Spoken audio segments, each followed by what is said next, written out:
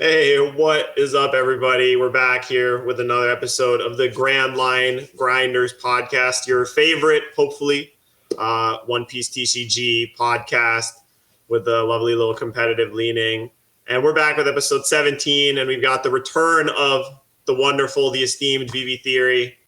Thanks for joining us again this week. I know you before you started, you mentioned you're a little tuckered out on playing the games of One Piece, the actual games. But how are you feeling currently about like One Piece as a card game?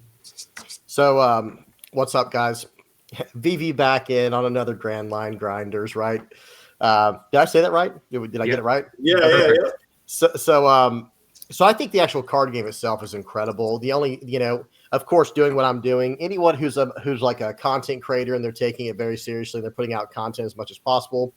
Some type of burnout's going to be natural.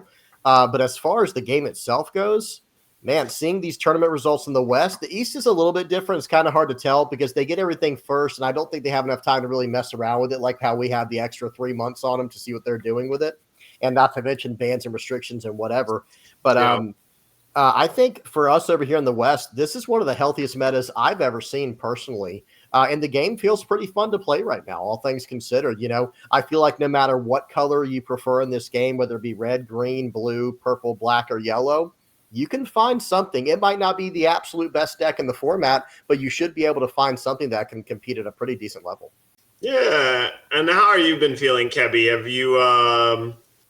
you been able to cure a little bit of your malaise of the OP13 incoming power creep? So no, I mean, for me, it's fine. I have been basically, I have kind of like locked myself into doing a lot of older leaders.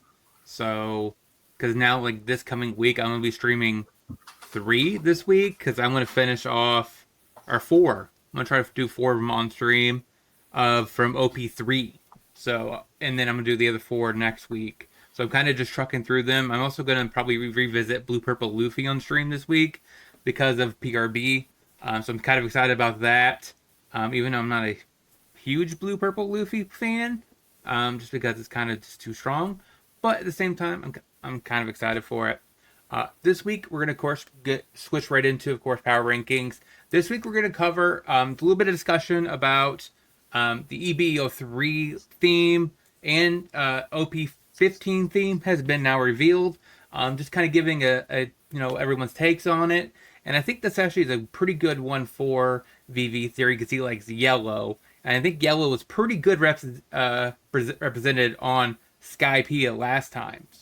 Gosh, I just kind of went off course there. So let's go ahead and get to the power rankings and let's go from there. I mean, you kind of talked about it already. The real talk of the power rankings for the real thing is kind of like the absolute resurgence of Blue Purple Luffy. Yeah. And I really felt it like on stream today. I was playing games with a bunch of decks, and I was kind of just getting beat up by Blue Purple Luffy a lot of the time, where like I kind of experienced exactly what Keck was talking about sometimes, where like the format is like really varied, but there's certainly several decks that like they have these kind of god draws where if they hit it just right, it feels like there's nothing you could have done to stop them. And like that one's just super noticeable in Blue Purple Luffy too, where it's like if they go ramp on 3 into double ramp on 6 into Sanji plus another giant guy, it's just like they're already drawing 2 cards a turn. They have 2 giant dudes. Sometimes they even Mihawked one of your guys away. And then it's like, I feel like the only leader that would have been able to do anything in this situation is if I was Rayleigh and already had 5 characters in play before they were able to do any of this. So like it still has an insane god draw, but when it doesn't hit that, it definitely is like, it is very nice to play against Blue Purple Luffy and know that when they're at 0, they are at 0 and there's no getting around it, but it's still a very, very strong leader, man. Setting the top 5 and all the counter events is so scary. And I do think it's represented in the actual power rankings here, because like before, when Blue Purple Luffy's at the top, we usually see 2 aggro decks in the top 10, and of course we see Rayleigh and Calgera coming back. So that just kind of like identifies that Blue Purple Luffy is kind of the top dog again, and we're probably going to see Colgera keep coming up a little bit more, because there usually always is two aggro decks that just kind of fight it. What are your thoughts, VV Theory?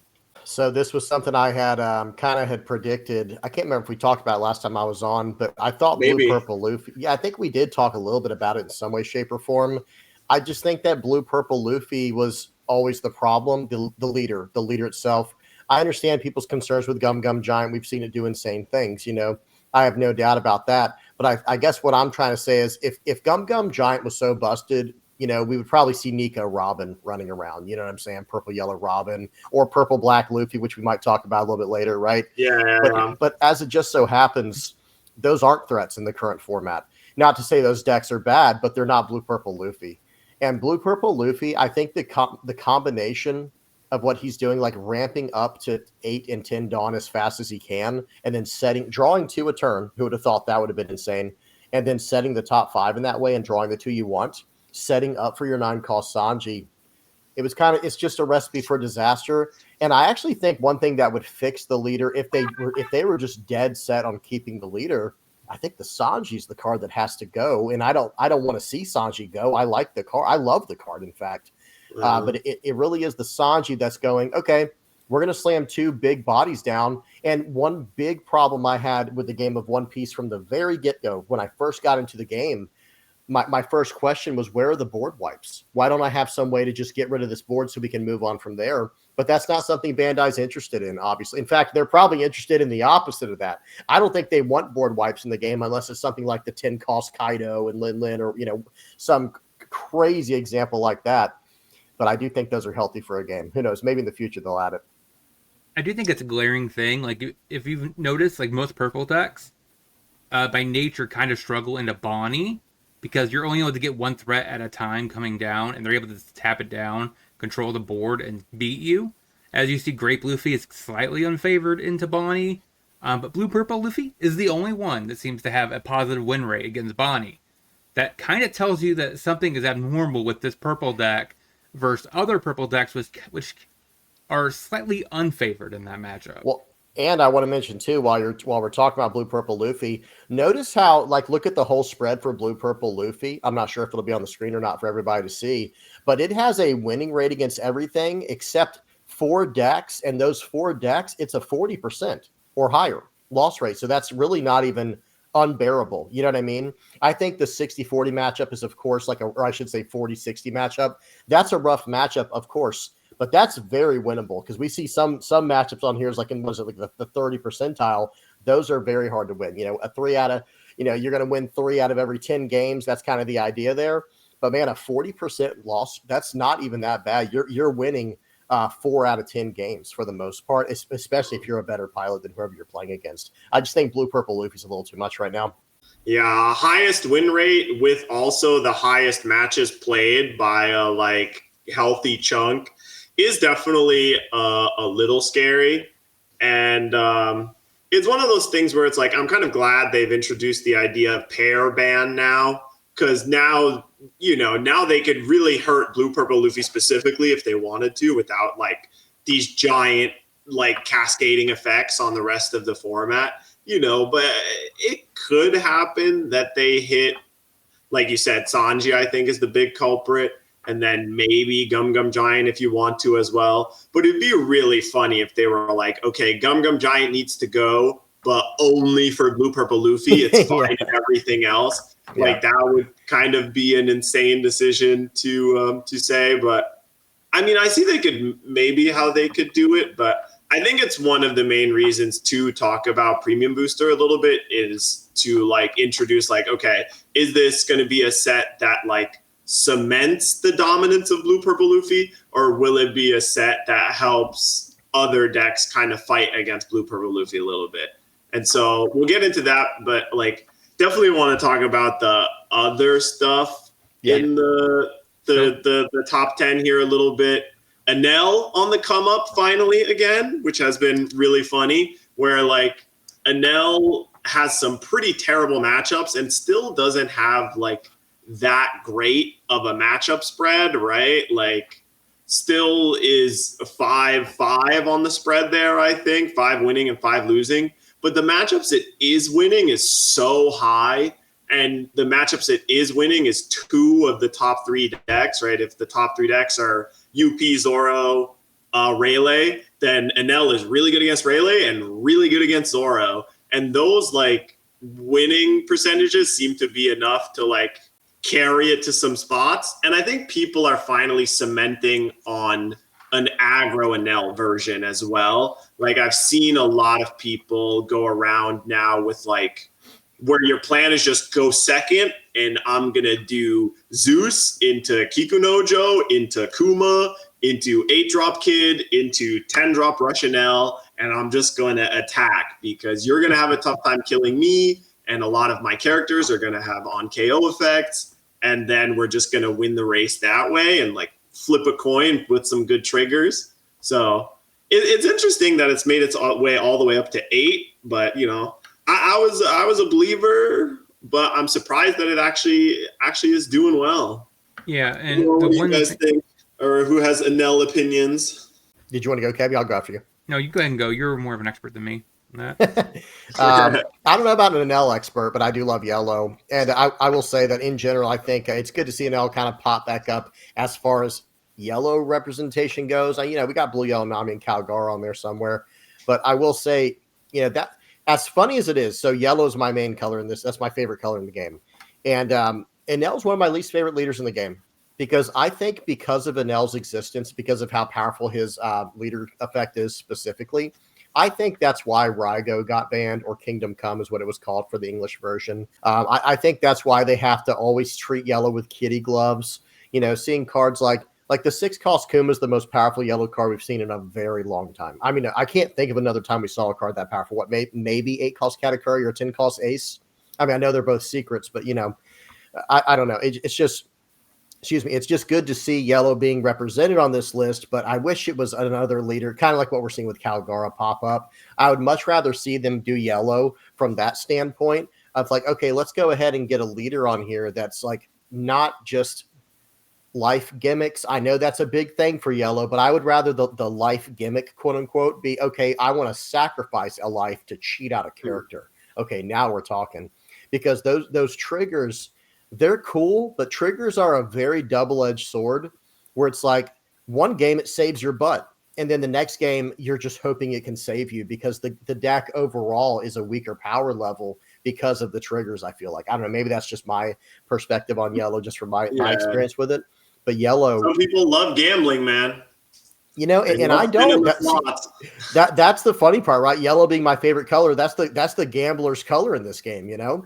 And I'm much more, I think that's why I like blue, yellow Ace so much. And even red, yellow Sabo, because it is a very focused, like the deck kind of just beelines towards a specific goal. Whereas with Enel, I love control decks, but not quite like that. That's a little bit different for me when it comes to control. Maybe if Rygo was still in the game, I'd like a little bit more, but I think a lot of people don't like playing against Enel because it feels kind of cheap. And I get where they're coming from. I respect their view on that. But you still feel the same about Enel if it is this like aggro-ish version with Hawkins and so I built a Nico version Robin and stuff. Yeah, well, okay, that's interesting. I was gonna say I've built a more aggro version, almost like a Calgara build, a Sky Island Calgara build in Enel. Yeah. And that was excellent. That was a lot of fun. But, you know, people are going to try to exploit the game to the best of their ability and abuse like these life gain mechanics within Enel and pushing things to life to stall out the game. And I just don't think that's the healthiest look for the game. If it was something just strictly life burn where there was limited life gain, then I don't think it'd be as bad. Like maybe a Akuma or so here or there. But this new 10-cost Enel is just a whole another animal entirely. It's kind of with the 10-cost Enel is just so juice. Like that is kind of like the new lifeblood of the deck of like, because if you play it and it sticks, it's just like such a nightmare because then you're like, they have a guaranteed life gain effect every turn now. Yep. And on top of that, there's a giant rush body, right? Like it is the thing that like allows you to actually end the game rather than just drag it on forever. But It is interesting now that like the bottom 3 of the top 10 are all yellow decks that are kind of like very mixed matchups. They're hanging Where in you there. have Kalgara kind of being carried by its winning matchup into blue purple and some other matchups. But They're hanging on for the dear life, Nami bro. thread looks brutal. Yeah, Yeah. but Nami, for the most part, it looks like it's kind of like a Shanks 48, 43. That's a little low, but this is 46, 45, 46. It's like the upper 40s. We're barely winning. It's really good in Colgara, which I guess isn't really something you should Yeah, be but desired. But I do find it kind of funny that I guess, I mean, Blue Purple Luffy being on the rise clearly shoved Kuzan out. Because, I mean, it's Yeah, kind it of kind of bad. rocks. Yeah, it rocks Kuzan. So that's something to be noted. So that fell off for, yeah, I'm assuming, Enel, because they do have similar win rates across the board, except Enel is better into Shanks. And then Kuzan. Oh, And yeah. it has much more lopsided matchups into Zoro and Rayleigh, which I think gives it a little bit more of a boost. I mean, because if you're yeah. barely have a winning rate against those, it's it's a little bit more 50-50. Then Enel was kind of like a slightly favored or more favored into those matchups, which should give it a higher win rate. Yeah. I'm surprised Shanks is so high with a 48% win rate, but How does the rating thing work on here? Like that little, because it's sorted by rating. How does that work? How does that work? I don't even know. I'm not sure exactly. It's partially obviously win percentage. It's the spread. I think it also has to do with the number of games versus like the percent, like the performance of the decks that it's good against, which is like, interesting. But because I would like to know there's the formula on some weighted total that I have to double check the math on again. But they do the ratings out of 10 based off of a large number of different stats, more than just like the individual win rate, but also specifically like what decks it's winning against and what is the meta game percentage and win rate of the decks it's winning against. It looks like it's almost like the PER stat in basketball. Kebby, I know you know basketball. Dad Haffer, do you know anything about like basketball? I mean, a little bit, but only like very surface level. So there's like an advanced stat in basketball, and it's called PER, which stands for player efficiency rating. And I'm assuming that rating stat there is probably somehow related. Maybe it goes off a similar, Probably. It's funny because when he mentioned he was wanting to know how it was calculated because it could be wrong. The first thing I thought of was box plus minus, because that actually they had to redo the formula because it was broken. Yeah, like, didn't Russell Westbrook break that one? Yes, he broke that one. So I was like, is that what you're trying to imply? This is the box plus minus where it's a broken rating? I'm not sure, because it makes me question with the win rate, like y'all were saying for Shanks. It's like Shanks has is it literally the lowest win rate out of the top 10? Yeah, and at least out of the top 10, right? And he's middle of the pack, above middle. He's like right at 5, so it's like interesting. It must have to do with how he does into those other matchups above it, but he's not doing well into the top 2, but then he's doing well into the other 3, including himself being 50-50. Who knows? Yeah, and then he also has a decent amount of games, so that's probably another factor into it.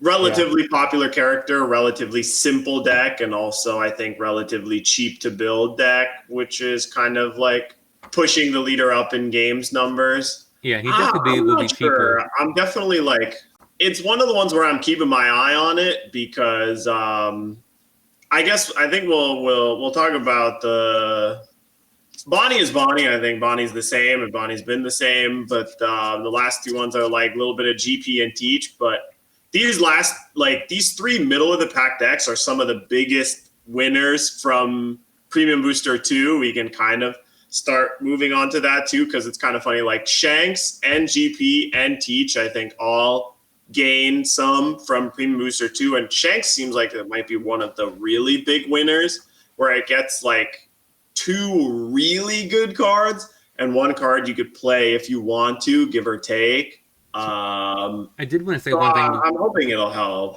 I want to say one thing before we move on. So, I mean, Shanks actually is probably a reasonable deck to get into, because a lot of the cards, if you want to go to Roger, it seems like a lot of the cards are transferring over to Roger, because you have your 8-drop Rayleigh.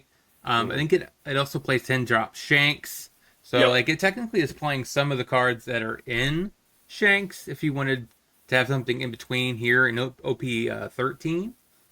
So the next topic though is Skypiea discussion and OP03. So OP03 Yeah. is a set that's built 100%. Every character in the thing is a woman. It's a female-oriented set.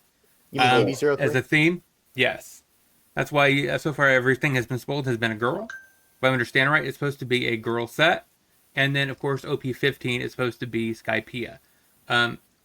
What are you guys looking to get out of both of these sets? I kind of hope there is a decent Big Mom coming out somewhere. Like maybe a good yellow Big Mom. No, that'd be sick. But based off of the color so far, it looks like it's going to be a purple. I hope it's a purple Big Mom that's multicolored, so that way it pairs with yellow. Maybe? Yeah.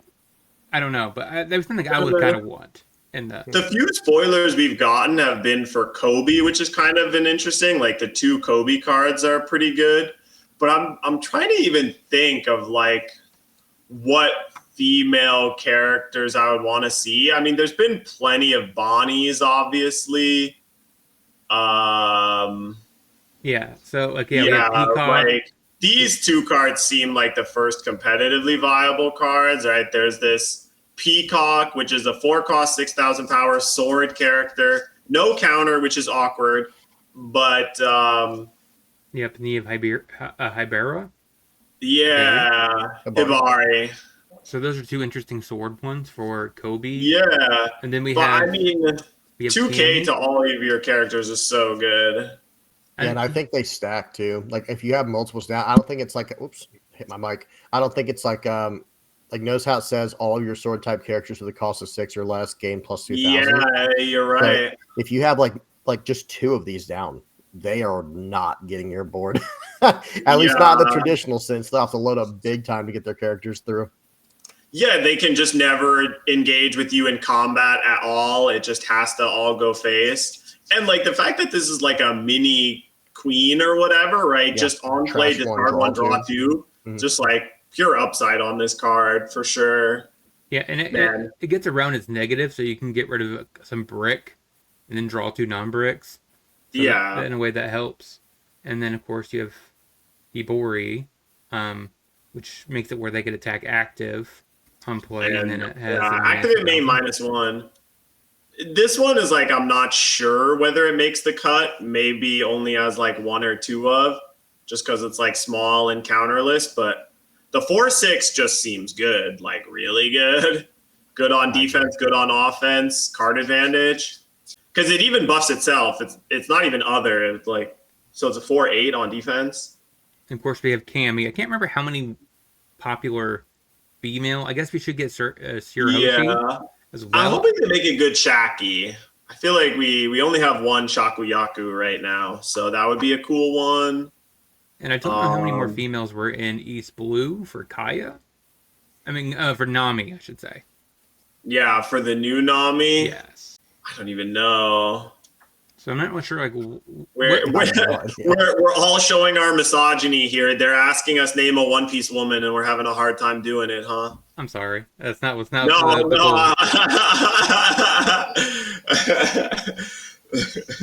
I have no idea, guys. I don't watch the show enough to know where any of these people are from. Really? Sorry, That's guys. funny. Yeah, Yamato is a big one. Bonnie, but there is plenty of Bonnies.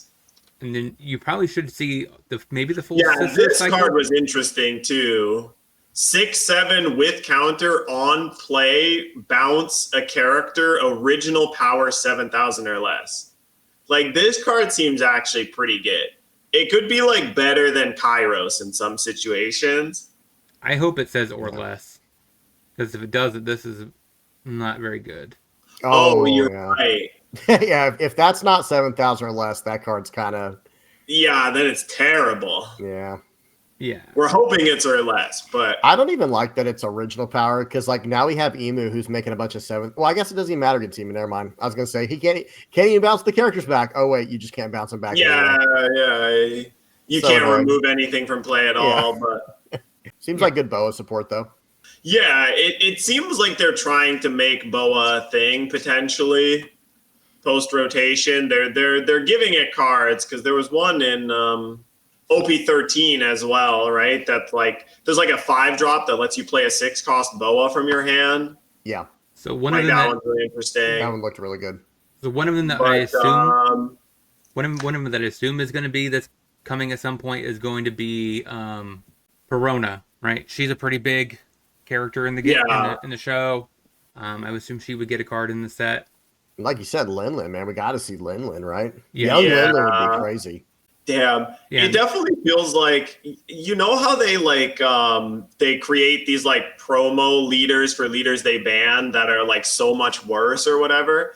I kind of wish they would do the reverse where they create promo leaders like reprinting and buffing old leaders that are terrible because exactly like Vivi was talking about like Perona is one of those leaders that's like for life for just no reason. Just zero reason, right? Like you could leave the leader effect kind of the same and just make it 5 life and it would still be totally fine and would actually maybe be a fun and slightly more viable deck. But Yep. like that would be something cool of like they fix broken leaders, but what if they fixed like Terra bad leaders and tried making them better? That'd be That's awesome. like a potential option.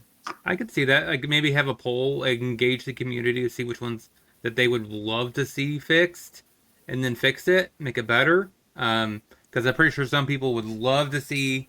I don't know how you could boost Nico Robin. Maybe make it a 6K leader. I don't know. Like You could probably also make Nico Robin 5 life with very little consequences. yeah, there's definitely a lot of them that I think are just fan favorites that could Yeah. have been fan favorites and they just aren't.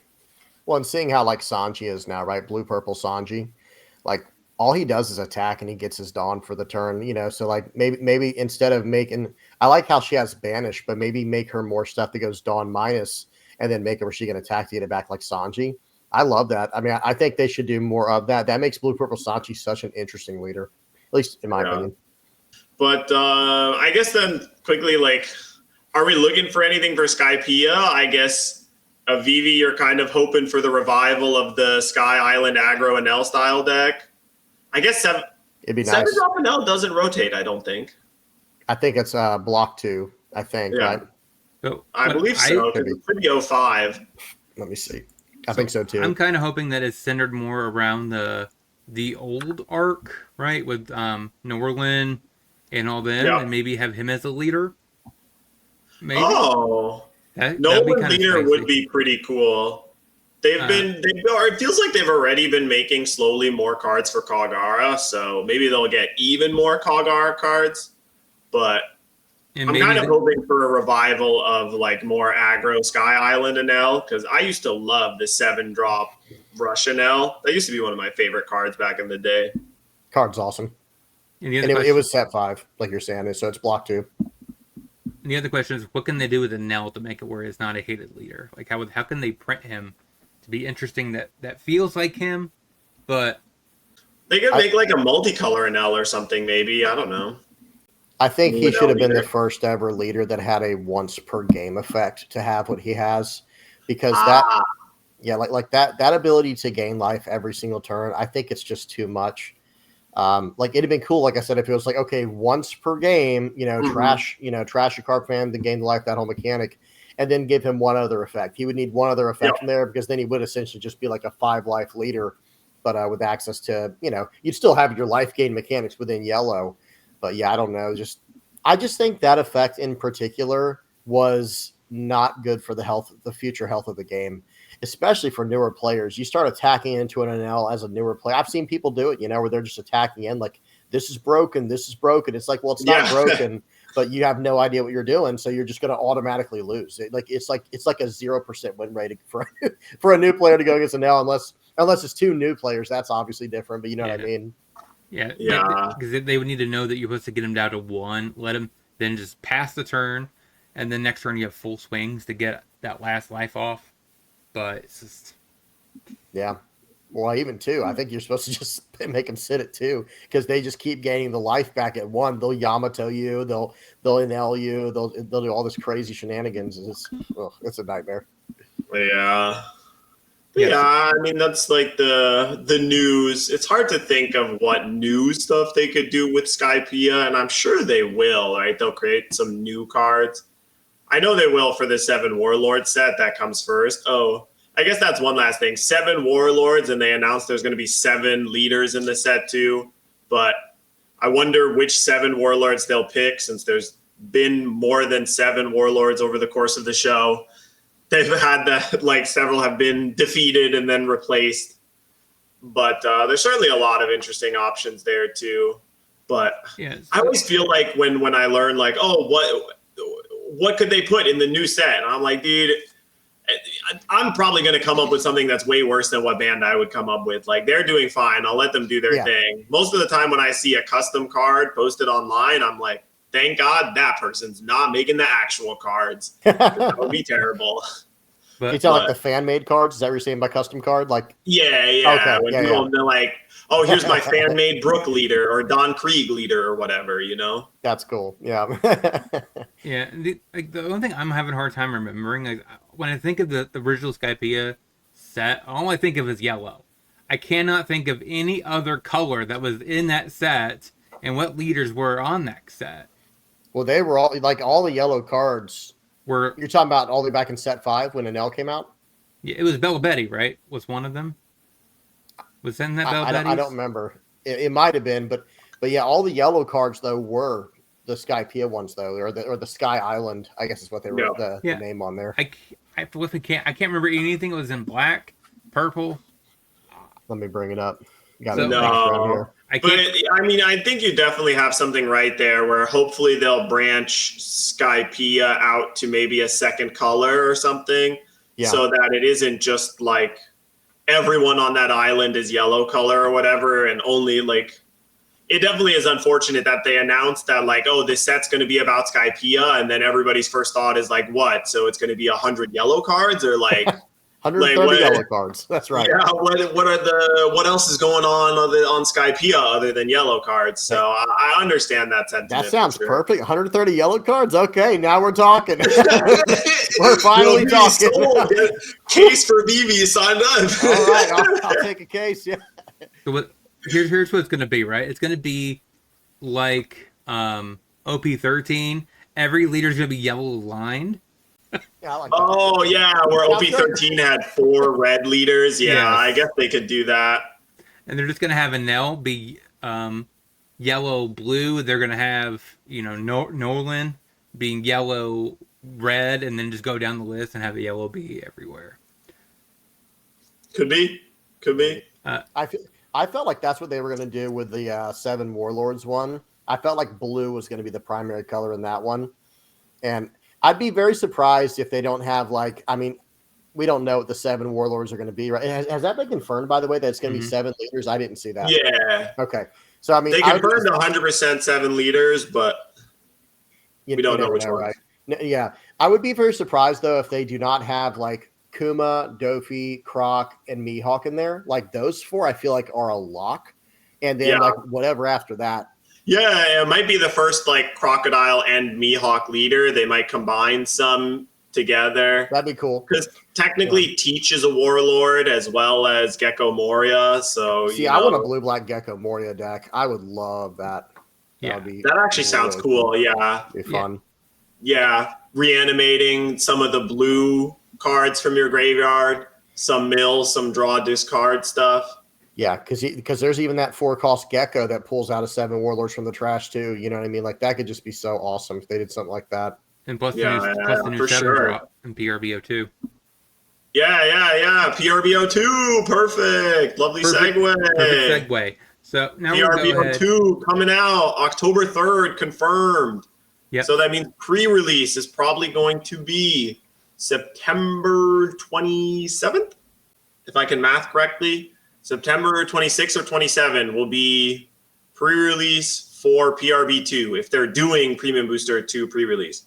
Maybe they don't do a pre-release and it's just a release, but they will be available for you to pick up probably a couple days before October 3rd. So that's pretty soon. It's 2 weeks after Nationals. And I mean, I'm going to have several tournaments in October, treasure cups in October that I signed up for way back when, that are going to be premium booster format. So there's going to be a bunch of there's October treasure cups, and then September regionals that will all be premium booster. A couple of which might be OP13. So there's going to be a lot of tournaments in this format. So it's going to be something interesting to look into. And we're kind of assuming by now that everybody knows what the premium booster cards are going to be, but we're mostly just going to look at a couple of premium booster deck lists. There's a couple that are like pet picks, decks that we like, that we think get minor upgrades. And then, at least me personally, I picked 4 major decks that get real significant competitive level upgrades to potentially, compete in the meta. And so here we're starting with, I think, one of Kebi's pet decks, a version of Black Purple Luffy that I think is really interesting with 9-Mom and stuff. But really, the extra consistency of Nami is just so strong, having 2 searchers instead of just 1. So I think where the conflict of interest was, especially coming out with OP12, right? We got the brand new Nico Robin, which should be probably in the deck itself. But you get this twist and weirdness where some of your deck is doing defensive work and some is doing offensive work, more so than others. So I do think that the actual 9-Mom and Katakuri makes a lot more sense with Nico Robin as a package. Just because, like Purple Luffy shows, it's nice to have that offense, but also defense. Because you can swing with Katakuri and Lin untap them. You have Robin and Katakuri up the block. You still have your Gum Gum Giant, so you still get that flexibility. I cut back on Frankie's because I felt like that was the card that would be the least impactful for a little more Namis. So you could definitely swap these around if you either have more Frankies than Namis. But that's up to you guys how you want to do it. But overall, we have a decent amount of ramp, so we still have that package. We do have a facilitator, so that way we can still get aggressive while we get our defense after. So you could play Luffy on turn 3, and then play defense, and just get in your incremental swings, because especially against aggro, you don't really want to go too hard on the attacks, because you kind of want to starve them as much as you can. So that's also something to notice. But the issue with this deck will be when you face Blue Purple Luffy. I feel like it would struggle there, because if you're playing a defensive game against Blue Purple Luffy, they just draw 2 cards a turn. You just kind of cry inside. I will say, though, if you want to beat Blue Purple Luffy, 8-drop Katakuri definitely is the way. I was testing a bunch with Black Purple Luffy playing the 6-7 Jack Atling Luffy, but that card kind of was not working out very well in the metagame for me. What with Blue Purple Luffy running a bunch of Mihawks and Zoro being able to rest it and attack into it pretty easily. And just that card has felt pretty awkward. So I do think going 8-drop Katakuri might be a really nice way, because also there's sometimes a bit of a push and pull in Black Purple Luffy where you want to attack with the Beer Luffy every turn and Don -2 to make yourself 7k leader. But that makes it harder to do any more Don minusing after that, potentially, without leaving yourself down too many Don. So Katakuri definitely helps that a lot, where you can have the Katakuri in play, Don -2, and then potentially even Don minus some more, either with your 9-Mom or your 9 Luffy or a Sanji or a Frankie or something, and still not be too far behind with Gum Gum Giant. So I'm not totally sold on 9-Mom, but I do think Katakuri is a nice option. And the consistency gained by a second searcher, especially one that has trigger, is just such a huge draw. And there's going to be a bunch of decks that'll start playing the Nami searcher for sure, because that card is very gas. Finally, a blue searcher that has counter and can find Gum Gum Giant. Yeah, a purple searcher, you mean? Yeah, purple searcher. Sorry, yeah. Thank you. I mean, it's quite noticeable actually on the screen here. Nothing in purple usually has trigger. It's very rare, it seems. You look at all these purple cards, none of them have trigger. Yeah, or they all have the same trigger of get 1 Dawn from your Dawn deck. Yeah. So what I do think I like about the deck as a whole is, right, so you can get aggressive while you're doing aggressive with Luffy. Turn after, of course, you can play Nami, attack with Luffy, untap with 2 Dawn, and follow it up with the Nami and search for this Luffy. I wanted just enough late game you could find off of the Law and the Nami to be, actually be able to close the game out if you can get this Luffy here. So overall, I do think this actually might be a pretty solid deck and as a purple black Luffy deck if you're interested in picking this up. Um, you have I anything? always liked, yeah, sorry. Yeah. I always liked the 10 cost Secret Luffy, the Time Warp Luffy, Yeah. specifically in purple black Luffy. Like, it's not that it can't work in like red purple Luffy or whatever else, but purple black Luffy and the 10 cost Secret Luffy, it is so nice because it's like the very first time you use the effect, you get your 2 Dawn, and then you ramp and get to your 3rd Dawn, and then next turn you're straight up to 5. So with 5 Dawn, and then you're going to technically go 2-6, but you're only going to have 5 to work with. Okay, play out Frankie. That's going to get you 2 Dawn. Well, one Dawn back is active. You can just go from there. There's just so many. I don't know. Yeah, I haven't done enough testing, but I would almost run the 10 cost Luffy over the 9 cost, as crazy as that might sound, or over the Lin, something like that. Yeah. It's tricky. I think over Lin is tempting where you can like bully them and then try and make sure you can finish it off. And the 10 cost might be, once again, like just a really great way to finish off blue purple Luffy if that's the deck that really has a target on its back. Yeah. And yeah, I'm liking this deck. I think it's going to be all right. Like the Searcher Nami is like a little bit of a consistency piece, but I think it's perfect to hop into the other deck that gets hugely buffed by Searcher Nami, which is the green purple Luffy.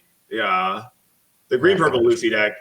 This is one of the decks that I think like gets actually insane amounts of upgrades from Premium Booster. You get 3 really, really good cards in Searcher Nami. And I think this Luffy is actually significantly better than people expect it to be.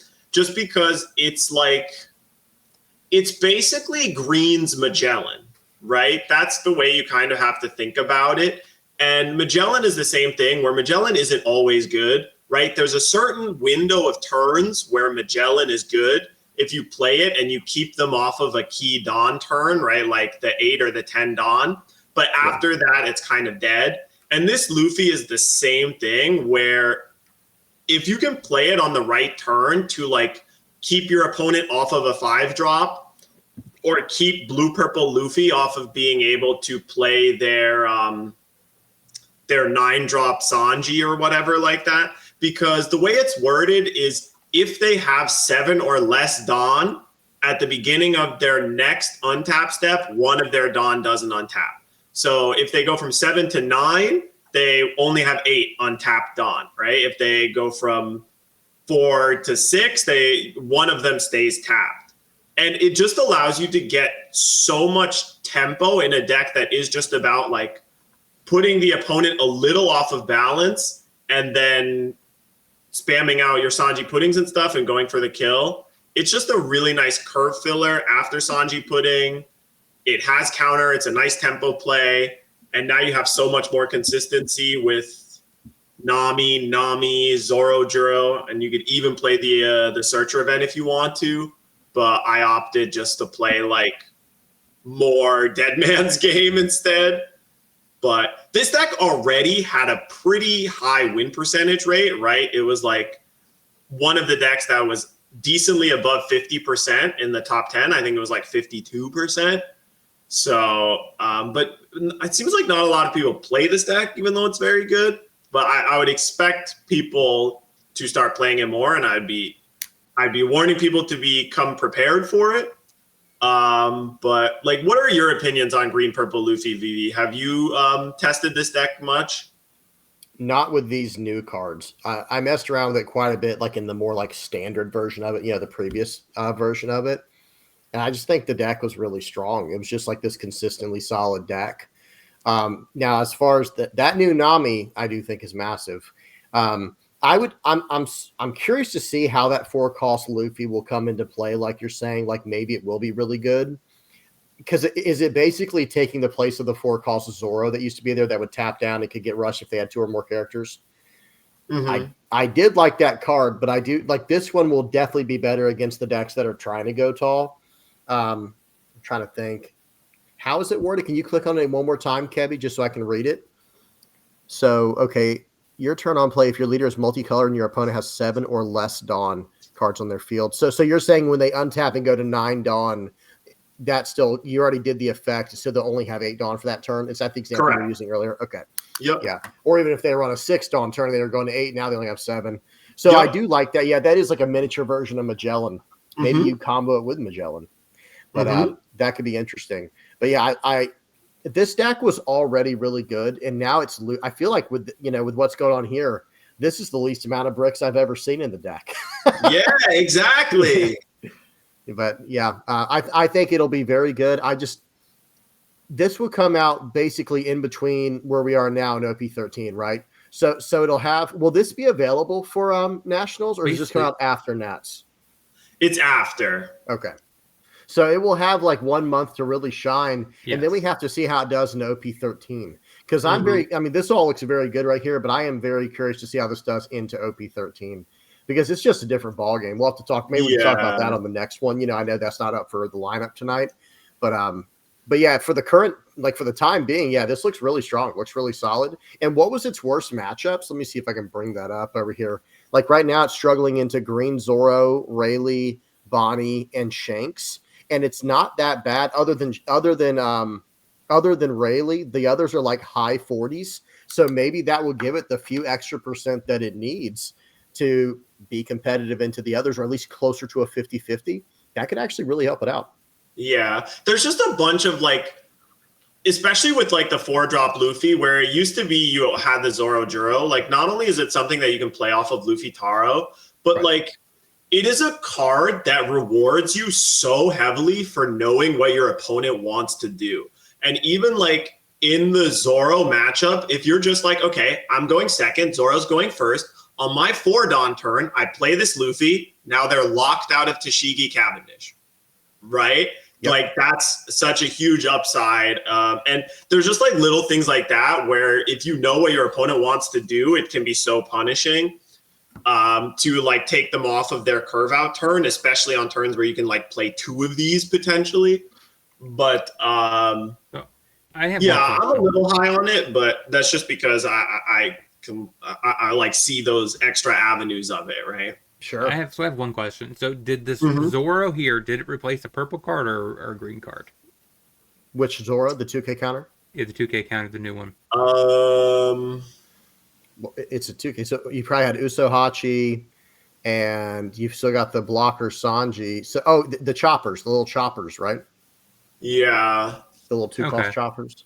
Okay, I was thinking is 8 enough? Oh, it used to be. I think people used to play Franosuke, the 2K, the Frankie that can give itself rush. Yeah. So that's my only thing I was thinking about was so basically you went down 2 cards that make Luffy Taro a little bit more of a brick sometimes if you don't have the second purple card to put down with it. Oh, that's right. Sorry, I'm wrong. You can't play the Luffy off of Luffy Taro because Luffy Taro is only purple cards. Yes, only purple. Yeah. That was my only concern. You have 8 cards that could be played off of Luffy Taro. I mean, you could play these up here, but I don't think you're ever going to be excited to drop down to Usohachi or Zorojuro or Nami. No. But you have 12 searchers to set up the combo, so... Yeah, you do. That was the only thing I was thinking about. You have 8. Yeah, and there's definitely places, there's definitely wiggle room where you could tweak this, right? You could play less Luffy's, or you could cut a Dead Man's Game if you wanted to play, 4-drop Zoro, or if you wanted to play more Sanji pudding targets. But, like VB said, I think the real strength of Premium Booster 2 Luffy is that you finally get to cut so many bricks from your deck. No more when you're at sea. You don't have to... play Electric Luna or whatever, that type of stuff. You might still want Electric Luna at some point. I was going to say there's probably a few cards to consider. And one thing I want to say real quick is that 4-cost Luffy, the new one, the new EB02 one or whatever it is, or PRB02. Man, in the mirror match, that thing is going to be a blast because you're pretty much always under the 7 Dawn, right? At least until the very end. So you're just going to be Luffy battling all day, that's going to be too fun. But yeah. I think the deck looks way more consistent now, because I understand you still have the searcher events like you're saying, but now it's a 1K counter and a body. The body's relevant, because you might eat up one of their little, the resting searchers and stuff like that. I think it's nice. Looks solid. All right, next deck. All right, so this is my pet deck. Cabby's influence on the show. Yes. Nothing wrong with that. So this is one of my favorite decks going into it. I was doing a lot of testing, figuring out the perfect build of Katakuri. So I ended up cutting down to 2 Lin-Lins. It feels like the most optimal line because of the -2 off of Pudding does take you down quite a bit, and Katakuri already minuses. So like there's already so much negative Dawn in this deck. So naturally, I think 2 Lin-Lins is pretty reasonable. The new Pudding is phenomenal. It feels great, especially since you have your 6-drop 7,000er. So you have literally 12 decent ones just to drop down.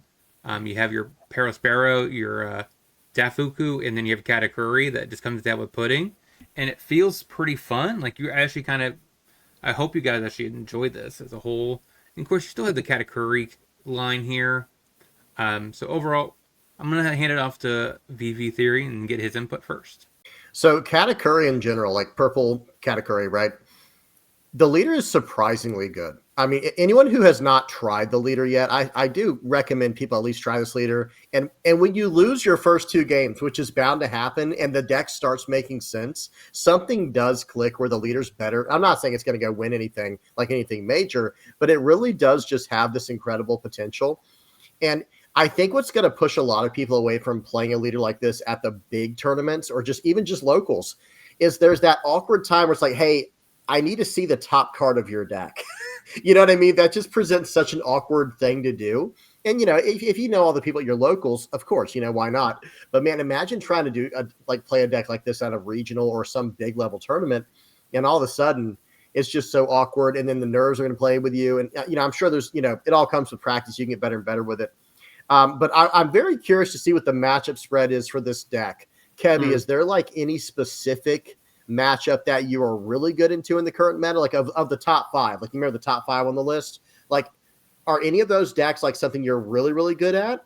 Because that's, just to give one quick example before I pass it back to you, back when I used to play Black Yellow Lin-Lin way back in OP03, right? And going into OP05, there was a 3 deck triangle meta where you had Enel, Blue Black Sakazuki, and Purple Luffy. And as it just so happened, Black Yellow Lin-Lin was pretty insane into Enel, because you start chaining these 10-cost Lin-Lins on them, they can't do anything about it. It was just like eating up their life while you're gaining life and establishing 12Ks. But it struggled ever so slightly into Blue Black Sakazuki, and then the Purple Luffy matchup was brutal. I'm not going to sugarcoat it. That matchup was really brutal because Purple ramped. They beat me to the punch.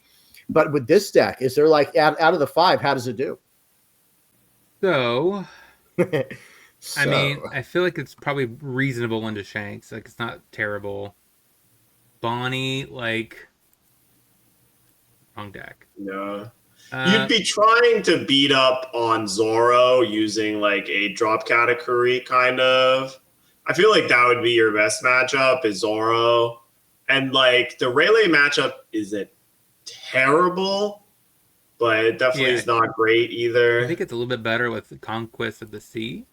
Yeah. It definitely not KO2 things from Rayleigh makes it a little bit more winnable. If you were expecting that matchup, you could easily come back down on something else and increase your Conquest of the Sea. But I cut one mainly for the 5K counter, which allows you to do a little bit more grindiness. So it's a little bit more defensively with... So... I mean, in my experience with the deck, at least, previously, it was kind of like the 8-drop Katakuri show, where your deck kind of functioned if you drew Katakuri, and if you didn't, it felt kind of weak.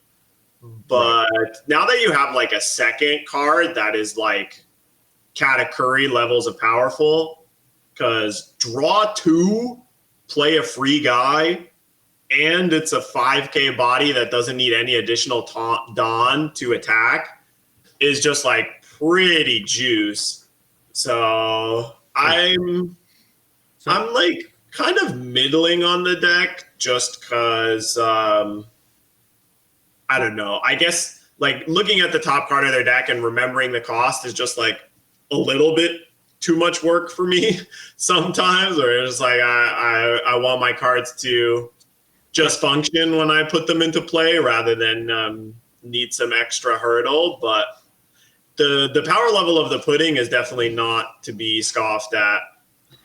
So my response, I guess, best response I can give you, what matches would be good against, would be if there's any deck that is actively bad into tons of 7K swings, because that's kind of what this deck does. It attacks 7K, 7K, 8K, 8K, 7. Like, it can go like that approach. So if there's like, kind of like how Kuzan is, like it swings 8, 8, 8, 8, 8. This deck does 7, 7, 7. Kind of very much similar, because your leader is basically a 6K leader on offense and sort of like on defense, while getting card knowledge. I do agree, like I said, this deck does fail in the regards that for some reason you're not allowed to take notes. Like if you were allowed to take notes, this deck would get a huge power boost, probably the most power boost of any other deck in the game. Just because you're able to see so much information and it's so critical to the deck's performance. That's what I was saying. If you want to play this seriously, Cabby, which I'm not, I think you should play whatever you think you're going to be good at, because a specialist is no joke. Whenever you have a specialist with a deck, I got to give an example from someone at my locals. We have this guy that plays nothing but Black Yellow Koala now that it's out. And they're like becoming a specialist with it. They're just cracking into the top 4 of like 30 player locals every single week. And they're beating very good players like on Zorro. Well, I don't know all their matchup spread, but they're beating somebody to get up there, Yeah. But when it comes to this deck right here, I'll have to look at it too, but I'm surprised there's no 9-win, because then I think like if you can just let me say this. If you can make this deck right here be good into 3 out of the top 5 decks, and then just like make the other 2 like a 40 40% matchup win spread, you could have something there. And I think purple having access to ramp, that's the direction I would go with it. I would just, because isn't there a Big Mom Pirates it's to die for, where you can ramp with that, and after you're done with that, you're like, cool, Parasparrow, trash this thing, ramp a Dawn, cycle some cards. I don't know. I will say this. So, okay, I'm one of the few people. You guys ready for a hot take? Sure. I am a pudding hater. That 7-cost pudding, it has no business in my deck. Really? Drawing 2 cards just means I'm not doing what I need to do. Like, blue does it while climbing. You know what I mean? This deck, you trash a card from hand, you play a card from your hand, and then you draw the 2 cards. You know what I mean? Like, you're just going like equal in hand. So it's like, okay, it's at least a 1K counter. Or am I reading it wrong? And you're going Dawn -2. It's Dawn -2. You don't have to trash a card. It's just Dawn -2. Your opponent has to have at least 6 Dawn in play, so you can't cheat it out early. When I mean trash a card, I mean you're playing this card out too, right? You're playing this card out, so you're going -2 in hand to draw 2. And it is a 5K. I thought it was a 4K at first. It's a 5K at least, but it's like, man, I'm going Dawn negative, and I'm just breaking even in hand. At least I'm getting some board flood. I will say that. And you do have 3 really good 3 times 4 good targets in the deck.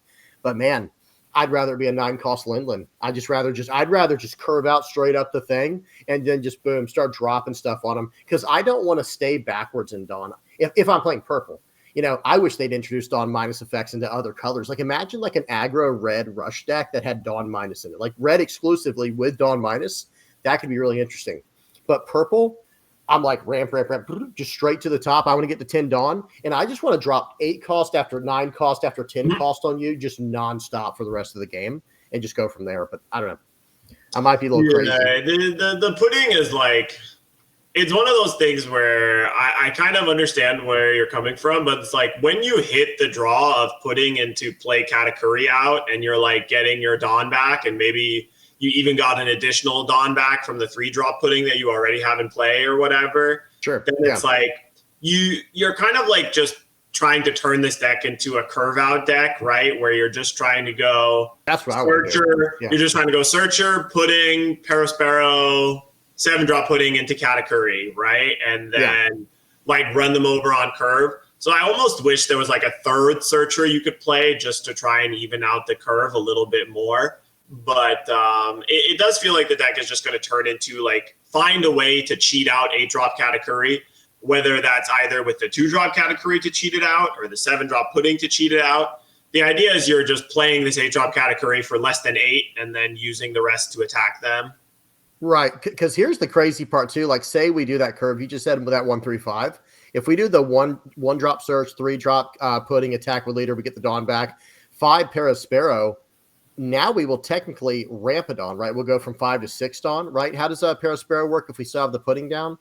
Yes. Let's return, trash a card. Yeah, we'll be ramping a Dawn at that point. Yeah. So then we go straight to our Katakuri anyway. Like that's like my logic on it. Where it's like, okay, the Pudding's cool in between. Like I said, I guess at least it lets us like draw some cards and fix that. But I'd rather just play out the Katakuri and have like some other answer in my deck. It's one of those weird things where imagine. So just for the sake of this example here, imagine we dropped Pudding for It's to Die For. Well, now we have a better chance of actually hitting our ramp on curve and getting straight to our Katakuri. But what happens when we don't draw Pudding? It's like if you wanted to go more of a like 10-drop Linlin route, then I could understand going to like It's to Or Die 9-drop. For, I like the 9-drop Linlin better, but still. Yeah. Yeah, so It just definitely seems that like. Yeah. I haven't been playing this deck. I'm just giving you guys my thoughts. Y'all been playing, you know what I mean? Whatever's working for y'all should keep doing. Like I said, I'm just always, because I know one thing y'all were focusing on with this show when I first got on is like, hey, we want this to be like something that's more focused on competitive. And this is the craziest thing. But when I saw that Pudding, I was like, can't do it. It's a no can do. It was an immediate like X for me. Not to say there won't be a future deck. And now another one, okay, in purple yellow, what's her name? Purple yellow Pudding. Yep. Then it's kind of insane to me because you have access to 2 different 8-cost Katakuris, and then you just make Katakuri.deck, right? Then you just have Katakuri.deck, and then you have a 10-lin as your final, right? Like in that deck, it seems absolutely insane, but I'm still ramping. I'm still going to ramp to it and probably play this on a future turn. Well, I don't know. You know, she can ramp built in. The Pudding can ramp built in, but either You're way. right. I failed the podcast because I didn't bring my other pet deck, which is 28 Katakuris, and then adding just as Pudding to it. Yes, dude. Now we're talking. See, now that's a Pudding, because then you have the 2-cost cat to cheat stuff out too, and then it like has an actual theme to it. You know, I know this one does too. I'm not saying it doesn't, but it's almost like you would almost be better off cheating out the 7-cost Parasparrow with the Pudding, so that way next turn you can go Katakuri into another Katakuri. You know, with the 2 costs. Where it's like, it's all about tempo. You know what I mean? It's one of those, I mean, you could do it the other way around too, like we're saying, but I don't know. Like, I could brainstorm decks all night. This is my absolute favorite. I don't want to get caught up on this one. I mean, we've talked about this deck a little bit for sure. I mean, I would definitely say if you haven't had a chance to cast the Pudding yet, I maybe I suggest giving it a try. Give it a whirl. It feels pretty good. But outside of that, what's the next deck we have on the list? I just wanted to say something closing. So, I mean, he could be right. This might not be the most competitive list, but I think this is the most competitive list if you wanted to try the new PRB02. That was more of the focus. If you didn't want to go down that path, then probably you would be cutting this, adding a little bit more ramp, and then having more 9-drop bombs. But I don't know. I'm a Pudding believer. I think going wide is a little bit better than going tall in the metagame right now. For sure. Yeah. I'm real big on board flood. I think board flood is the way to go right now. So next is Smoker. So this is like my pet deck where like I wanted this deck to be good. Obviously, when we did the tier list together, I thought that this deck was going to be good enough in OP13, and I might still once again be overhyping it for a premium or for OP12. I might still be overhyping it for premium booster. But boy, are the new cards good, man. This law is so insanely good. The law is so crazy good. That's the other card. I mean, this is another like premium booster card that's going to show up in a lot of decks. Like it could go in Marco, it could go in Shanks. We'll probably talk about that in a bit. But in this, in Smoker, it's just like especially nice because it's double searchable. It's Slash, so you can search it off Perona, and it's Punk Hazard, so you can search it off of Virgo. It's 7,000 power, so it works with your leader to untap 2. It has removal protection stapled onto it. So once you play it into play, they can't just immediately kill it. It's removed from the field, not KO'd or anything like that. And then it also gets nasty in combat and shrinks the opponent's characters on attack. Like, this card has a lot of juice, and I think it may just become like almost a red card staple. I agree. It feels like a red card staple in almost anything that isn't the most aggressive of red decks. Just because, like, of how good removal protection is, like, you just need a couple of cards in your deck where when you put them into play, you know they're not just going to instantly die and then you have nothing left in play. And, like, that's just so good for this smoker deck specifically as well, because then you always have something that lets you activate your leader effect every turn guaranteed. They can't just kill it off easy peasy. And I 100% agree. This card is instant 4 of, and then the other new card is the Kobe. And Kobe also is just like, it seems like they made this card for Kobe, you would think, but this card is really secretly just a smoker card. Is it a 7,000 on your opponent's turn? Yes. So 7,000 when attacking, draw a card, by the way. Oh, is it also when attacking? Yeah. Yeah, you KO up to a 3,000 base power or less, and then if you have 6 Well, I was saying the opponent's turn effect, you know, it gets the plus 1,000 if your leader's Navy, which ours is obviously, and then the smoker also has Navy and Punk Hazard get the plus 1,000. Yep. So that is just so nice. It's going to be so hard to remove him, and then being able to pop stuff. They were very wise to limit that to base power, I must tell you. Yeah, but it kills way more things than you would expect, especially like the difference between 2,000 and 3,000 power here is actually pretty noticeable. Oh, sure. And it's just really nice to be like, this is just an extra way to clear up little blockers on top of whatever like Hody Jones you might have. It gets rid of their searchers so they can't do any like bounce back shenanigans. And it's just like this really sticky card where they have to have an actual removal spell for this, because killing it in combat is a nightmare. Like you said, 7,000 power on defense. And that's not even considering anything else you might have. Right. And when you just get this card rolling and your red-green smoker drawing 2 cards every turn and untapping 2 Dawn every turn, it just feels like, oh my God, I can't be stopped.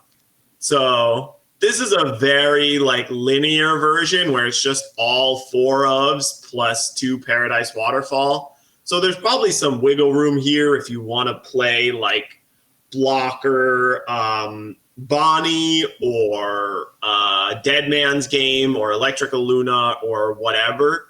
There's definitely some wiggle room, but the consistency you have now with good cards, and most importantly, like card draw, which was really something that this deck was hurting for, like reliable card draw. And I do think Kobe is actually that, like pretty reliable card draw. Right. So I'm hoping this deck will get a big buff from Premium Booster. I would love to see even the 5-cost Bonnie in here, the new secret from 12. Just because, like you said, I feel like red and green's biggest weakness for the most part is card draw, right? Like we see what blue's doing. Purple strangely has insane cycle, especially if you're playing Straw Hats. And then like black has always had decent cycle with like the draw 2, trash 2 type stuff or trash recursion or whatever. And yellow's just I don't know, that one struggles, no doubt. But red and green, they don't really have the greatest card draw. So seeing that Kobe, that is really, really nice. I'm a big fan of that. And like I say, maybe even putting in something like the 5-cost Bonnie, that could be really insane in smoker. Yeah, I think I'd like cut 1 Mole Pistol and maybe 1 Hody Jones or something like that and play 2 Bonnie.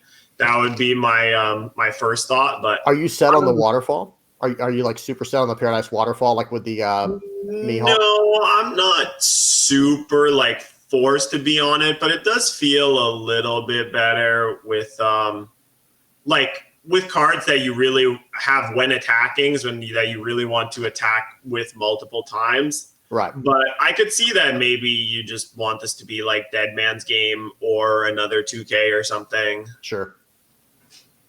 So the only thing I noticed was you did cut Sanji, which typically at least Oh, when yeah. I've seen was that's one of the primary cards that is used to turn on Smoker's ability where it's easy to have a 7K power guy to untap to Dawn. Does this deck seem like it struggles a bit more with that aspect of the leader?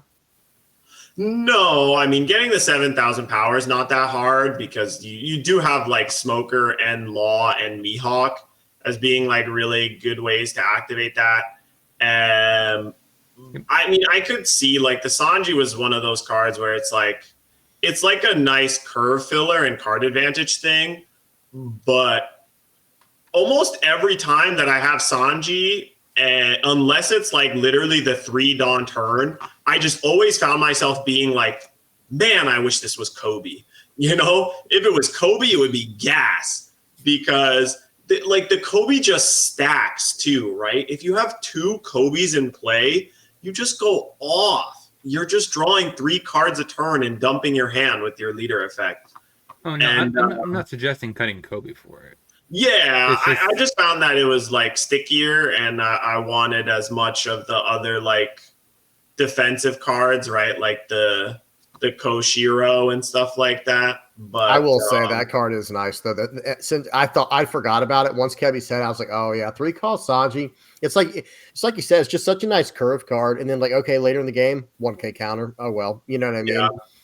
But yeah, there's definitely a lot of wiggle room in this deck too, Oh, yeah. right? Which I like. Oh, yeah. I'm not saying that this is the perfect list at all. This is just like sure. an extremely streamlined list that I was having fun playing, especially like just yeah. Yeah, this is like Kobe totally might end unrefined, up right? being my favorite card from Premium Booster. The Kobe card is just so neat. Because this is just not even refined. This is all 4 ofs and a 2 of waterfall. So this is just like your foundation level to build off of. Yeah, absolutely. Yeah. And it's kind of like trying to maximize consistency off of both of the searchers, right? Like the only non-searchable. Well, we were trying to make sure we had enough hits off both of the cards, right? Obviously, like Mulgun and Hody Jones and Kobe can't be searched. So I was trying to make sure that there was enough hits for both of the searchers. Well, Mulgun, Perona can search that, right? Or is it just green events? It's just green events, I'm pretty sure. Yeah, green events. Green. Okay. Yeah. So you can get this one. Yeah, you can get the waterfall, but yeah. Yep. So that's like the only thing I noticed. Like, I don't know if like maybe because I'm a little more aggressive. I don't know if I would put this 2K over a Sanji, but that's just I don't know. Well, that one, that's double searchable, right? Is that Punk Hazard and Slash? That one's wild. Yes. It's double searcher. Yeah, that one's pretty crazy. But, I mean, I guess you don't technically have to have 4 of them, right, is what Kevin's saying. Like, maybe drop 2 of those, drop one. Yeah. Maybe you don't need the full set of 12 2Ks, that's for sure. That, too. Yeah, it could go -1. Yeah, you could do -2, -1 Hody. And then you could fit some number of them in because this is a Sanji or the Bonnies or something. There's definitely wiggle room, but right. Again, it's just like this deck is nice because it's aggressive, removal resistant, and now finally has a decent sort of card advantage, which is really nice. So agreed. I like this deck. Big fan of this deck, but we should probably move on. We got a few more decks, and we would try to finish before we hit 2 hours. Definitely. Yes. So next, yeah. I mean, this is the deck. This is, of course, the big boogeyman. It has the like littlest changes, but it does feel like a change that will be felt in like the 5-drop Doflamingo. I'm not necessarily sold that we need to go all in on blue purple and play the 8-drop Doflamingo that plays the Rosinante as well as this Doflamingo that ramps, because most of the time you don't need to ramp by the time you already have the 8-drop. But having like a 5-drop ramp card that also has counter in the late game and can block and attack, it does seem like a pretty significant upgrade for this deck. I don't know how noticeable it will be. And you could find room for Marco in this deck as well. That was a card that I was like, maybe you could play it, but there's already a large amount of counterless cards in the deck. But I mean, yeah, this card is the thing to beat. I'm hoping the Doflamingo is not the thing that pushes it from number 1 but beatable to number 1 but unbeatable again. So I think that Doflamingo, you're talking about the 5 cost, right? The new one coming out. Yeah. Like I think if you're playing the Doflamingo version of the deck, with the sugar and the 8 cost Dofi and the Rosinante, like you're saying, and all that good stuff, then yeah, sure, that version of the list gets a little bit better. But I don't even know if that's the best version of the list. You know what I mean? I think there's kind of like what we see on the screen here. Well, minus the Doflamingo. Isn't this like the more generic version we're seeing everywhere pop up now? And Yeah, this list right I here. mean, This is it, man. Like I said, minus the Doflamingo, I don't know if Blue Purple Luffy really needs anything from PRB02. it might not. I do think the Doflamingo helps in terms of like it allows you to play like. I have 3 in this deck now, but you could play less copies of Godthread, and it just allows you to have more countless cards in your deck. And like the blockers are now becoming a significant part of Monkey D of Blue Purple Luffy, where it's like, okay, well, if I can't gain a life, then I have to at least put down a blocker to stop, one attack or force some amount of Dawn spent so that I can hold up the rest of events to survive that way. Yep. And like adding extra blockers to that, I do think that Blue Purple Luffy will play some number of copies of the Doflamingo. I don't know how many it will be. It might just be 2. Sure. But I would expect to see the Doflamingo pop up in some decks, with this one being the most competitive deck for it to show up in. I need that Dofi, by the way. I need that for my Sanji deck, my Blue Purple Sanji one we were talking about. Yeah. That curve just becomes so raw at that point where you're just like blocker all the way up. And if you're going first with the version that I was messing with, if you get that Doflamingo on curve on 5, you go to 6, and now you're straight into Katakuri. Good luck. Good luck, buddy. Yeah, so Angel Katakuri is just a really, really nice card. There's so many different decks that feel like it's so nice that card is still legal and it's only pair banned and not banned, because it's such a cool card in so many other decks. Agreed. So maybe I messed up in this deck. Because what do you mean? You could do the exact same line, that one in Purple Black Luffy, and then go into Katakuri the following turn. Yeah, maybe. That's an option. That card is insanely good. I was just saying, I feel like in Blue Purple Luffy, it's not necessary, but it's not like it's like a downgrade to the deck. It's definitely something you could run. Maybe it should show up instead of the 2 slots for Frankie. Maybe, but it definitely seems like an interesting card of like adding some more ramp to a couple of different decks. What was your top end again? Go back to Purple Black. The 3 9 Mom, 2 9 Luffy, 4 Kata. Do you need all those Sanjis? That's a lot of the 4. That's like my closer. I run like 2 Sanjis in each deck that I run. Maybe I'm crazy because I don't use, like a lot of people use it for tempo. I always save mine. My Sanji is my Hody Jones. That's like my mindset. Really? I mean, I usually play 4 because it's my main way to beat Rayleigh. Keep in mind this top end right here was what I found that had the highest win rate of Purple Luffy. They played 4 Sanjis, 4 Katakuris, 3 Linlins, 2 Boofies. This was the exact top end they made. Nice. Instead of, I think I did Nico Robin over something else that they played. I like the Nico Robin, though. If I were making a deck, any deck that I can fit Nico Robin in and the leader be appropriate, where I get the blocker and the plus cost. I'm so sad that it's Monkey D. Luffy and Koala and not like Revolutionary Army and Luffy or Straw Hat Leader and Koala or something like that. The fact that they picked 2 names specifically is really tragic, but I hate it. Yeah. I think we got 2 more decks left. Okay. Yep, Shanks. Oh. Yeah. So this is a deck where it's like we were saying, we're surprised it's so high on its percentage rate because of the it's so high on the chart because of its low win rate. But like it gets some really, really nice consistency pieces in Premium Booster 2, mainly the Lucky Roo and the Law, of course, like Law just being such a great card in so many matchups. And it feels like, especially like in a lot of the matchups that Shanks would struggle against, the Law helps you, where it's like if they also have a bunch of removal, I guess it doesn't help like the aggro matchups as much, but that's where you have the second blocker Lucky Roo for. So now you really have now with having 2 Lucky Roos and Shanks, you finally have like a nice suite of cheap cards. Obviously, it's unfortunate that the deck is still kind of missing a 3-drop, but often it's still totally fine to just put the 2K Hongo into play and let it sit there for like future -2 for if you go first. But going second, you have like such a nice curve now. And I think this curve really wants you want to go even when you go second. You get a 4-drop. You could go Shanks into Law, which is your aggressive line if you're trying to be the aggressor, and then you attack with Law, and then on a Dawn, any of these is going to be insane follow up minus the 2,000 from here. So this would snag a 7,000 power character. This would snag an 8, and this would snag what 3, 6, also 8. 8, yeah. So like it's a nice if you want to be. I like that aspect. If you know you need to be the defensive person, you Lunky Roo into Law into a removal spell. If you want to be offense against like blue purple Luffy, you do 6 this Shanks on 4 on turn 2 into the Law, and then probably Rayleigh on the following turn. So I like the fact that it has its aggressive sequencing and it has its a defense, offense and a defensive sequencing. What do you think? What does that new Roo do again? That new Lucky Roo? What does he do again?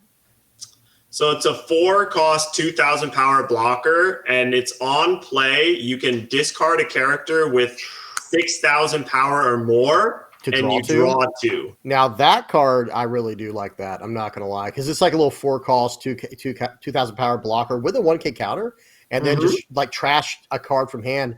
And yeah, did y'all build this one? This one looks good. This one looks really nice. This was my list that I threw together.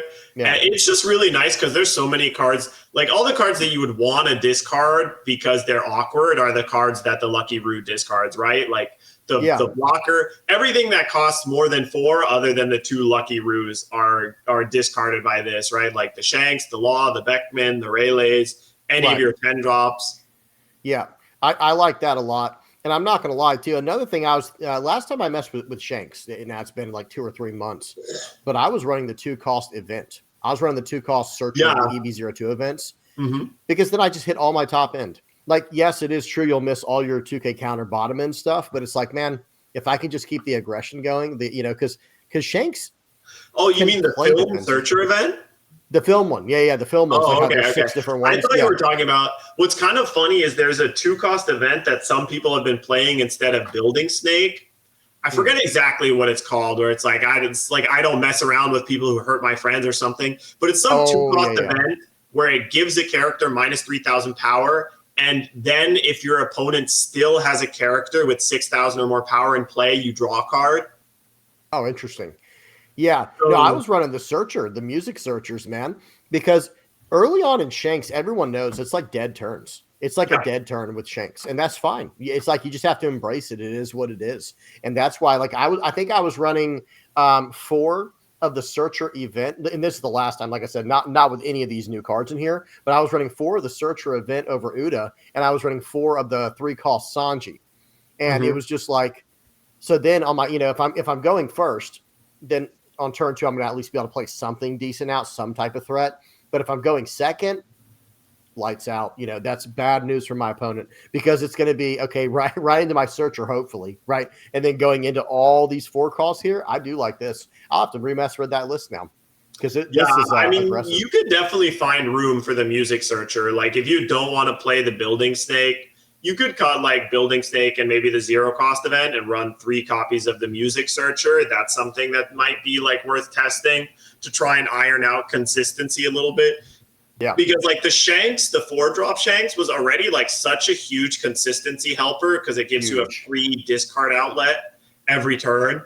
And to have like even more of that with the Lucky Roo really helps. So we might finally be getting to the point where Shanks is actually like a semi-consistent deck, which is something that like is kind of unheard of, right? Shanks was always just like, if you hit, you hit. If you don't, you don't. But if we can get it to like, all right, I have Uta, I got the music searcher, I got Lucky Roo, I'm like smoothing my draws out every game. then maybe we really got something. I think it'd also be kind of interesting to fit in like one or two of that new Rayleigh event. Well, not new, but the Rayleigh event that makes your Rayleigh unblockable. Because like that is just like the nicest way to just close out a game. I mean, you could just run 10 cost Roger at that point if you wanted to. Yes. But it's, I think that would probably be slightly the same thing, but similar, right? You could cut one of the 10 drop shanks and play a Roger, and it would probably be fine. Yeah, the only thing the only thing I don't know about, like I would probably cut the snakes for counter. I mean, but this is the lowest amount of counter list that this deck has had in a while too, right? It's what, 4, 8, 10, 15? You have 5 here, 9. That's 11. Oh, I guess 17 15. with the building snake. Yeah. I mean, Lucci was running like 20 bricks, but I know that's a little bit different. But it had Rebecca to like. But you could like cut a certain number of like, I don't know. What you got the Shanks? Shanks is cashing in, you know. I think the Shankses are worth like half a brick rather than one, right? Because they filter out as well. Well, it's a blocker. Yeah, it's a blocker and it's filters. Yeah. So I'm just saying that this deck is creeping up in consistency every set. Yeah. And if it does ever actually get above 50% win rate, then I think we're really like, oh, maybe this deck is really cooking. Yeah, and if they ever get another Uda, it'd be more cooking. Yeah, for sure. Like another searcher, you're saying? Yeah, that has a 1K on it. Maybe the music searcher is the thing. I'm gonna have to try what what VV Theory is suggesting. All right, but let's get to our last deck here so we can call it a night. Of course, the best for last. So what I really like about this is the new Shiru, right? Yeah, I'll say bring it up so I can read this thing. I don't remember them all yet. So the effect is if your leader is Blackbeard, it gains blocker and it gains 4 in cost. And on KO, it kind of has like a Lucky Roo effect where it can KO a base cost of 4 or less. So it's really solid. Especially since, it can get back with Kuzan, 5-drop Kuzan. So early game, you're going to pitch it, get in the yard, Kuzan, get it back. And this is going to be able to bridge that matchup against particular Rayleigh, which I really kind of like. And I think this actually is a pretty solid list in general. I did, of course, cut back my Liberations, which I was playing for the 3 Black Vortex because, you kind of have to for Zoro. Like, I haven't got the chance to play Blackbeard into Zoro yet because I haven't. I'm not gonna lie, that card though, Black Vortex is just insane. Like sometimes people will go for an Alpha Strike against you with like the Roger, and you're like, oh, okay, bad news. If you didn't swing with the Roger first, you can't swing with him anymore. Period. Because I'm gonna negate his effects. He doesn't have rush anymore, and I can also block after this attack. So it's like that card. That card's insane. Like that, every black deck I play now runs that card. Every black deck I play now, it's just that good. There's a bunch more niche situations where the ability negation is way more relevant than you might think at first. Right. Especially since there's things you can do where like your opponent attacks you and you're like, okay, I know you're attacking with that character, but I'm actually going to Black Vortex this other thing you have in play to shut that off. And then still counter out of the attack, or just take it if I want to, right? And like that just gives you so many cool options. And the -4000s for the turn. So even if that guy attacks later, whoever you did the Black Vortex to, sure, fine with me. Now, easy to get out of now. Yeah. Sorry, Kebby, we interrupted you, man. Keep going with your list, bud. No, you're all good. You're all good. So like my thing was like it's kind of ironic though that they printed the Wolf card in the starter deck. And they immediately kind of power crept it, right? Because I mean, it was just a 4-drop blocker. I think it was a 6,000 San Juan Wolf or something like that. Yeah. And then they immediately print this card, which basically is at 8 costs on board, which most of the time is going to be enough. And then, like I said, whenever you block with it, it's going to KO something else. Right. So it's probably going to stop 2 attacks in 1 life. So it's really solid. And this deck usually always used to play the 2-drop blocker or a 4-drop blocker. So I think it might be the stopgap to help some of your worst matchups, which is the super fast aggressive decks, right? Like primarily Rayleigh. Obviously, I think Shiryu is not as good against Zoro since they don't have as many 4 costs. They have a lot of 5s. Yeah, the main thing you're getting, I guess, is their blocker, correct? Yeah.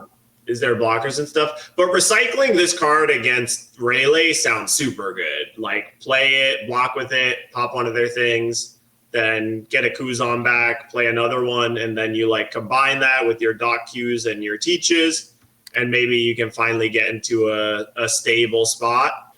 But it's interesting. I'm definitely not like a teach main. I know that's mostly other people's domain. I know that Kebby's been really liking it, but I like it on the sim. Yes, I've understood people. There's a huge difference between playing on the sim and playing it in paper. Sure. I guess it makes sense because it takes a lot more brain power in physical form, remembering it, and there's less things to think about while you're doing the sim, right? Because you don't have to keep track of all your triggers. You're like, okay, it's like a very fast-paced thing. But when you actually sit down and parse it in real life paper, it makes the deck a lot harder to pilot. Right. But so I get like that. No. Like that's kind of ironic that two of the decks that I like to play on the sim are just god awful to play in paper. Yeah, teach and the category. Yes, but that is pretty funny, actually. That's it's funny that is the case.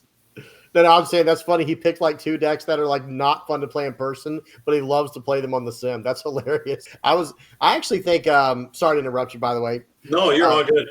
I was going to say, I think a card to really consider in this deck is what's the 4-cost one called? Black Hole, I think. Yeah. 4-cost event.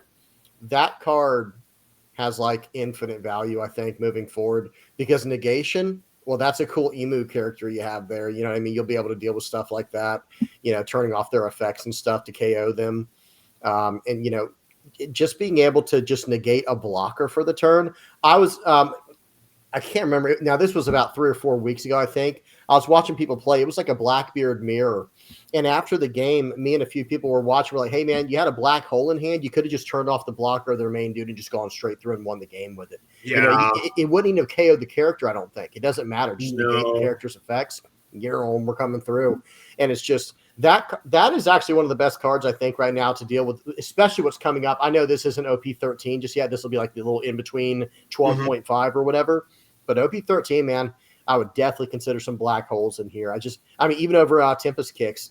I was going to say, I'm surprised you're running the Tempest Kick over something like a Laboon, like 4 Laboons or something like that, or 2 or 3 Laboons. But I see you got the Van Augur. You get to 10 in trash so fast.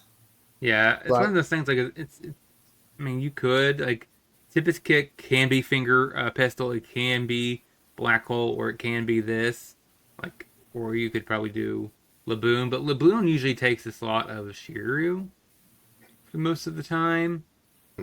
Yeah. For the most part, this additional flex slot is usually that's what it would be. But yeah, I think it's really nice to combo together to kill stuff with Doc Q and the 7-drop teach. I think where the struggle happens is the fact that now the deck has to compensate for Zoro and play Black Vortex. Before, this would actually be the slot where you would really be playing Black Hole. But we had to cut Black Hole for Black Vortex because Zoro exists. Well, I would definitely have the Black Vortex, no matter what, moving forward. Not even just 4 green Zoro. But yeah. The list looks pretty solid. The list looks really solid. But overall, I'm personally really excited for 12.5. I feel like I said this last week as well, where I think they're getting to a good pacing with set releases, right? Where it's originally it was 3 months between sets, and that felt like a little too long between OP01 and 02. It figured, especially with not simultaneous release, it means everything is solved super fast. But now it feels like they have a nice cycle of set release, followed by some starter deck in the middle, or maybe extra booster or premium booster. And then there's another set release at the end. And I really like that there's this thing to break up, inject some new stuff into the meta. And that should be really nice. And I know everybody is still kind of I don't know. I guess it's this weird feeling for me personally because it feels like I'm like following in a meadow or whatever, but like there's a forest fire right behind me or whatever, you know? I feel like that's how everybody's been treating OP13, right? Where it's like let me enjoy my frolicking a little bit, you know? Like 12 has been fun and 12.5 is going to be fun. Like I know I'm going to have to deal with the forest fire of OP13 eventually, but like for now, I'm enjoying my frolicking in the jungle, so to speak. The jungle of like this crazy metagame of you could play against any deck of any color potentially. So I think they've done a good job here, and hopefully they will find a way to get OP13 to this spot as well. But I think those are like my final thoughts for this episode. Kind of. I know you don't play a lot, BB, but yeah, how do you feel about the like upcoming regionals and stuff potentially with Premium Booster? Well, there are two cards we didn't get a chance to mention just yet. I got to throw them out there. One we kind of mentioned, the Marco. The Marco is going to be nice for whatever blue Whitebeard Pirates moving forward. But the second one, PRB02, 5 cost yellow ace. Black, yellow, Luffy. For you. Well, and for me, blue, yellow, ace for sure. But black, yellow, Luffy, I think, is going to make a resurgence here pretty soon, guys. I'm not going to say it's going to be like on the level of blue, purple, Luffy, what they're doing. But black, yellow, Luffy with that new 5-cost 7K ace, it was already decent without it. It had fallen off big time, like we all know. But now that it gets that new ace, people are fooling around with that, and it's looking pretty nice. And of course for blue yellow ace too. Yes, you're right about that. Yeah. You're right. I'm a little bit less of a believer in black yellow Luffy than I think other people for sure, especially just because like Bonnie is incredibly popular, and there's more decks that play pudding around now, like blue yellow Nami and Kuzan, and even purple blue Luffy to some extent. And like pudding just feels like it beats your whole deck. But yeah, it is an interesting card. The Marco was a card where it was like, it is a good card, but it feels like it doesn't have a great home in any like immediately competitive deck or whatever.